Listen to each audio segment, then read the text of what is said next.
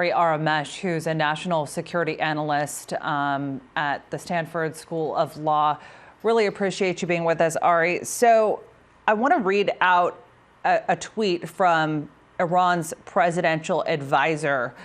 Any adverse military action by the U.S. will be met with an all-out war in the region. How seriously should the United States, should its allies be taking these threats from Iran when almost on one hand it appears that President Trump and Iran's foreign minister, given the tweets that they just put out, may seem open to de-escalating the situation. But then you read something like that.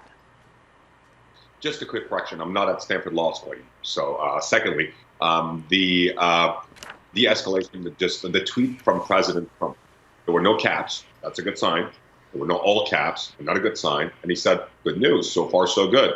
We were hoping for no casualties in the Ain al-Assad air base and also the second base they hit with Iranian missiles in northern Iraq.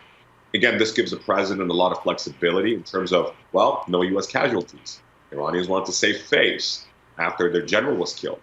So the retaliation coming from the U.S. could be, does not have to necessarily be harsh and does not have to be necessarily bloody. So again, I'm very happy to hear that there have been no casualties. Let's hope there are no casualties because A, this is good for our boys and girls and sons and daughters who are serving overseas. And also it does give much hope to the Iranian people, to the good Iranian people who are trying very hard to avoid another war. Ari, the U.S., and apologies again for the mistaken intro there and the lead into your credentials. We really appreciate you coming on as always. You know, when we look at the U.S. mission in Iran, President Trump has campaigned on getting out of America's endless wars.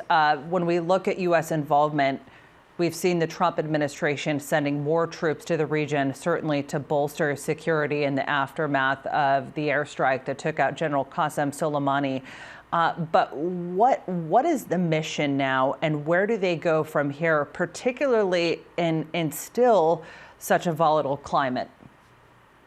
Unfortunately, President Trump's foreign policy has not been very coherent. Again, this is in no way justifying the vile actions of the Islamic Republic of Iran in the region and in its own country.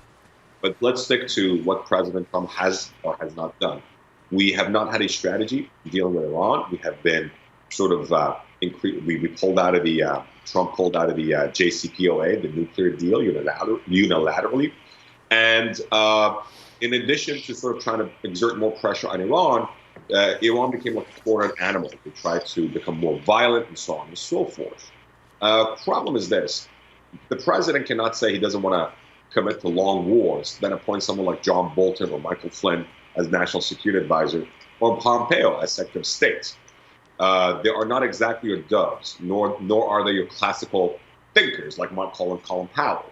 Secondly, or thirdly, when it comes down to Iran, and it comes down to pretty much most decisions President Trump makes, it seems like his calculations are based on, let's not do what Obama did, wrong or right, and B, what is it in sort of, he makes this political personal calculation. Now, on the other hand, because he's self-interested, this has been very good. When Iran hit a U.S.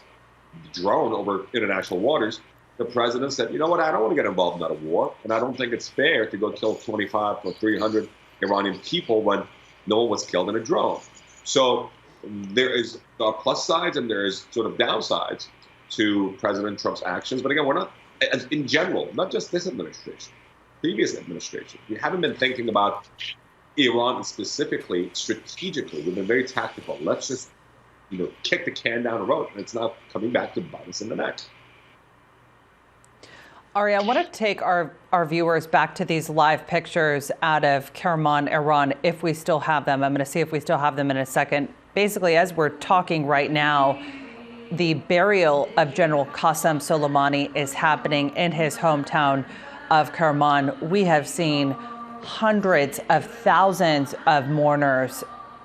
Can we really, when we look at pictures like this, and we have seen the general public outrage in Tehran over the death of General Qasem Soleimani, Ari, can we really argue that the administration's maximum pressure when it comes to Iran is working when we see the support for the general and for the government. And I don't know if I'm off base here by saying the support for retaliation of the United States in the wake of that attack.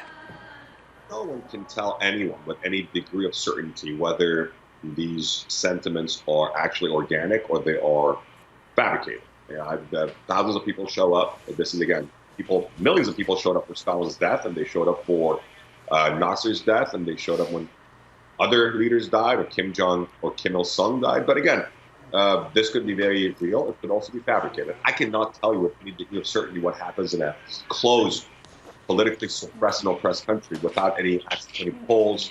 And I'm just looking at, was he popular? He certainly was among certain segments. Was he unpopular? He absolutely was amongst certain segments of society.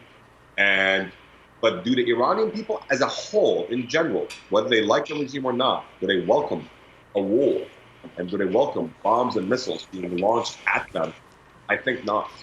And again, Soleimani aside, Khamenei aside, the coercive apparatus and the ruling elite aside, we can sit here and argue all day whether he was a popular man or not. But one thing that seems to be somewhat factual and irrefutable is highly doubted any Iranian in the country welcomes American missiles or American bombs. That's why we're so glad that no American soldiers or American servicemen or servicewomen were killed tonight, because again, it gives President Trump a whole array of options to go from very soft and hopefully not very hard. Ari Aramesh, really appreciate you being with us.